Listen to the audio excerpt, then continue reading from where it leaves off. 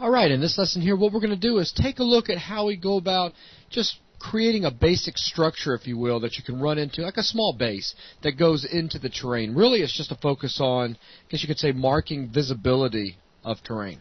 Right, I mean, it's the main point of it is just the fact that you can take a piece of the terrain and make it so that it's invisible and you can walk through it. But to point that out, we're going to actually create a very basic room that's built into the side of a hill. Okay. So to do that, first I'm going to build this. I'm going to actually create the room first and build terrain around it. So I'm going to switch back into camera mode, bring up the cube's properties, and build a cube that's about 512 units high by 1024 in width and breadth. And you'll also notice I've loaded in a different texture package and grabbed a sort of gray texture. So with that, let me zoom out a little bit and locate this brush, maybe move it a little. You can get my bearings here for where this is. I'll actually close out the browser window for just a second. Now, here's an interesting point. We can't see where the terrain is in any of our orthographic views. Now, what's interesting is the fact that an orthographic view has no problem displaying terrain. If we go down to View, we have Show Terrain. And it'll actually draw the terrain shaded and everything right in that orthographic view. So now I have a good idea that that line right there is probably where most of the ground lies. So if we were to raise the builder brush up, we could pretty much rest it right on the ground. Still a little bit in the wrong direction, but using this different colored area, I can go ahead and do the same thing. Hit the shortcut T, and now I have a little bit better of an idea. I just have to decide if it's this area or over here. So if I was to move the brush over, now it gets a lot easier to place stuff, and it's very, very handy for lining stuff up. So let me go and zoom in just a little, grab the brush again. So over here, just to roughly set this, I guess just a little bit above the ground so we have a level floor. So with that about where we want it, maybe move it to the edge just a little bit more. And go ahead and add it in. So solid cube we'll carve out of in just a minute. But first I want to add a little bit of a hallway. In order to do that, I'll leave the height, I might take that down to about 480. And the width and breadth, let's see, the width should be, just kind of building this on the fly here, maybe 512.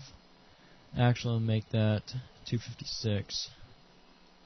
And this one will make about 512. You can line this up a little bit. Might make that a little bit longer. Zoom in just a little and snap that up. Again, not aligning anything perfectly yet. We'll be building terrain all of this in just a minute anyway. Might change this up a little bit. 256 and make the length about 512. So just the start of a little bit of a hallway. And get that in place and center it to the floor. Move it in. And go ahead and center it up just a little bit better. Add that in as well. And then go ahead and actually start carving out of that a little bit. Maybe make the, carve a little bit off the walls, about 240 maybe. And bring the height in a little bit, down to 256. And with that, should be able to line this up just about with the floor. I might leave it just a little bit off to give some room for there to be a little bit of terrain or something so it doesn't cut right into the floor. And start by subtracting that out. Now you notice when I subtracted, it actually took away the terrain, but that's only temporary. If we were to rebuild, we'll get it right back. And of course, let me switch off lighting now that this has all been shadowed out by the geometry. So with that, we can go ahead and actually cut out the inner area of the main cube a little bit, so I'll up the height about to 480 again. And with width and breadth, this time what I'm going to do, just for the sake of time, is cheat just a little bit and vertex edit to get this lined up. So we'll just grab the builder brush itself, move its edges out, line them up. Grab the other ones. I'm sure, yeah, of course, it could have used scaling, could have just come up with values that matched our walls. And this is again just going to be an approximation of what we need to hollow out this area. That vertex editing allows us to very quickly block this in, just so we have a space we can walk around in. And I might have to vertex edit the subtraction brush out to meet. But with that, let me see. And the height, we can switch brush editing off, move that up. See if I can match the height so we have the same floor distance. And good enough for a temporary box. Let me subtract that out. Again, we'll rebuild to get the terrain back in just a second. And let's vertex edit just this subtraction in a little bit to match, like such. And if we did a rebuild all, there we can see we've got a very basic room. I'm sure you could plan out for just a few seconds longer than I did and come up with something that makes a little bit more sense, but this is just to have a room that we can build terrain around now, basically. So with that in place, we can actually start grabbing the terrain itself and forming a sort of hill for this to reside in. So I'll go back into terrain editing and make sure I'm under terrains and have terrain 1 selected. And let me see how I want to adjust the paint tool a little bit. Maybe just bring the strength in a little bit. Alright, so now I can start, it's a bit high. That back down a little bit. Take it, and now this gets into more of just tweaking and trying to come up with something that looks good. And I wonder if wireframe would help just a little, just so I can get the inner parts done. A bit wider of a brush radius. And zoom in, maybe switch back to a shaded type view, just to quickly grab some of the terrain and get it lined up. And start to build the basic shape, then take the strength and the radius down a little bit, just so we can kind of bury this area a little bit with the terrain. And bring that in. Bring that in just a little bit, just so we hide the actual geometry itself, so it looks like this room is cut into and residing within the hillside a little bit. And I could spend a little bit more time to smooth some of the jagginess up at top. But again, this is just a real quick example of how you would make a cut-in to a hill type structure. Paint the corners away, and grab this corner and pull it out just a little bit more.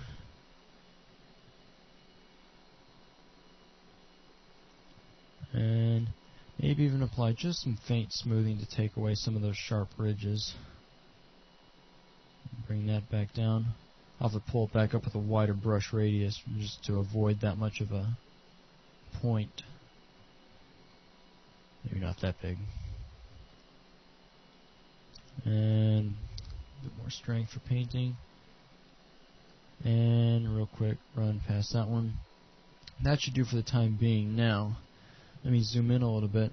Now we get into the point where we need to actually mark some of these faces as invisible, so that we'll be able to see and walk through them inside this little base.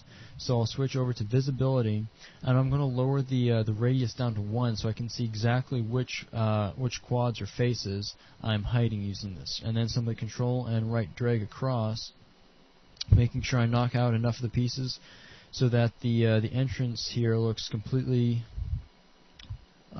let's see, need to maybe paint those out. And this is where, with the quads being only visible or invisible, we will have to go back and actually add a little bit more detail using static meshes around this outside to cover up where we had to cut into that the hill a little bit in order to make this walkway. So with that, let's see.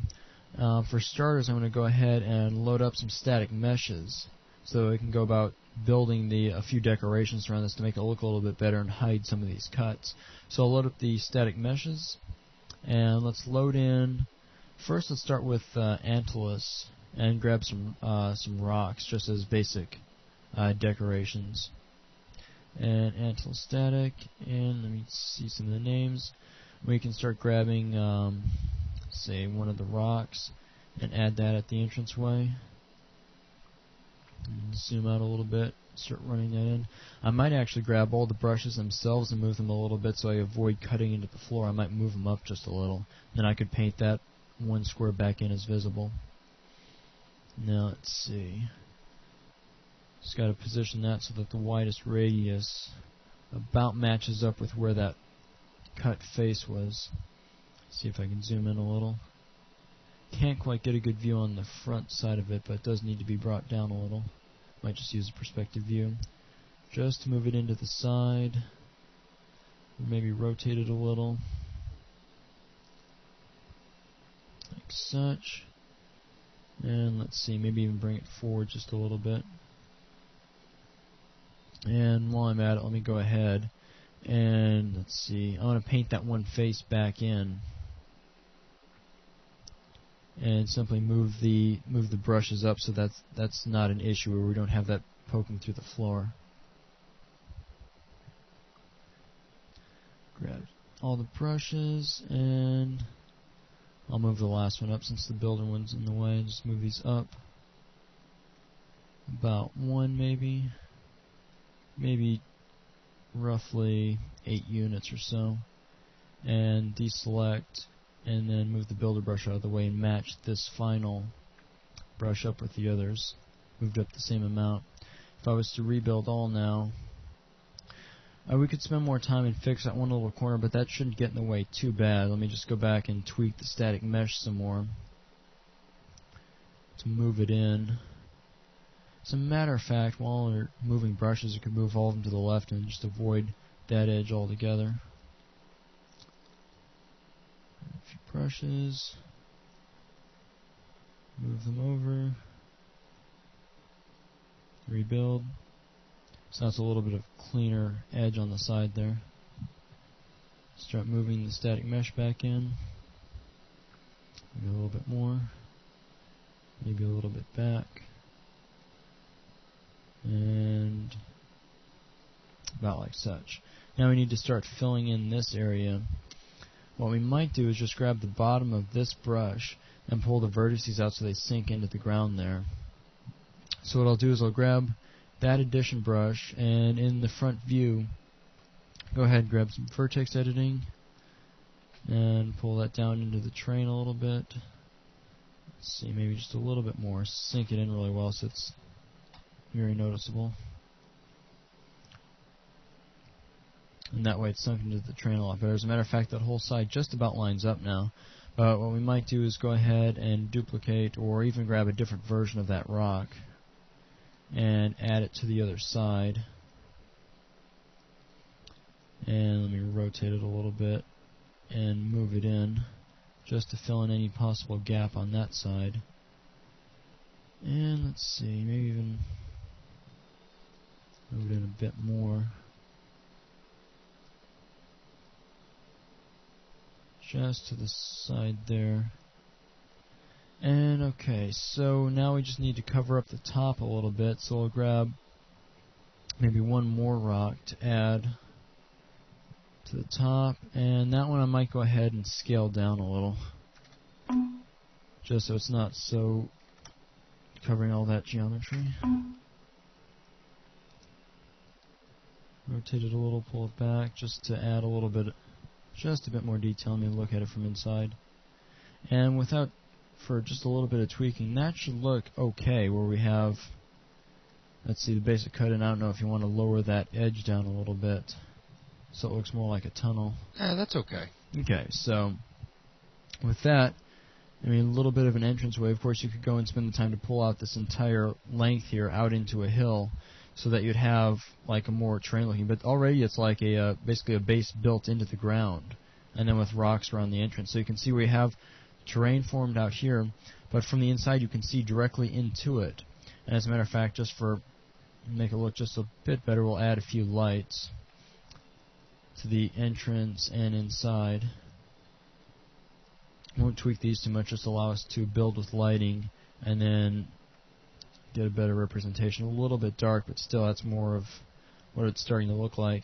We can actually go and hunt down that old sunlight and point it in from this way if we wanted to.